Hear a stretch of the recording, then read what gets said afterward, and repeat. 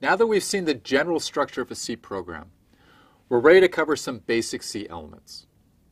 The first is variables. So these are data items with both a name and a type, such as integer and character.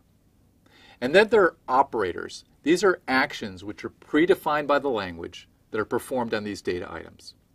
And we combine these with variables to form expressions and statements. Let's go into a little more detail on operators. Now, programmers manipulate variables using the operators that are provided by the high-level language. And these variables and operators are combined to form expressions and statements which denote the work that is done by the program. Now, each operator may correspond to many machine language instructions. So for instance, the multiply operator would require multiple LC3 add instructions in order to carry out that multiplication. An expression is a combination of variables, constants, operators, and function calls. And every expression has a type, which is derived from the types of its components. And this is according to the rules specified by the C programming language. Let's look at a couple of examples. The first is counter greater than or equal to stop. And the second is a little bit more complicated. It's x and z plus 3 or 9 minus w minus minus. A statement is an expression of a complete unit of work within our program.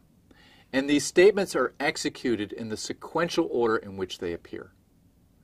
Now, simple statements end with a semicolon. So let's look at an example of a couple of simple statements back to back. So the first says z equals x times y, and it ends in a semicolon and is followed by a comment. And the second statement says y equals y plus 1, also ending in a semicolon, and the comment says that we're going to increment y after the multiplication. And that's true because this statement occurs after the previous statement. So first we're going to do the multiplication involving x and y, and then after that we're going to increment y. Now we can also express that using a compound statement with braces. Now this is equivalent to the simple statements above. So here's an expression, the same as the above, with a compound statement.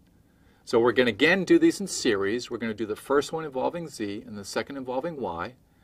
But we're expressing this on one line, and we're enclosing it in braces.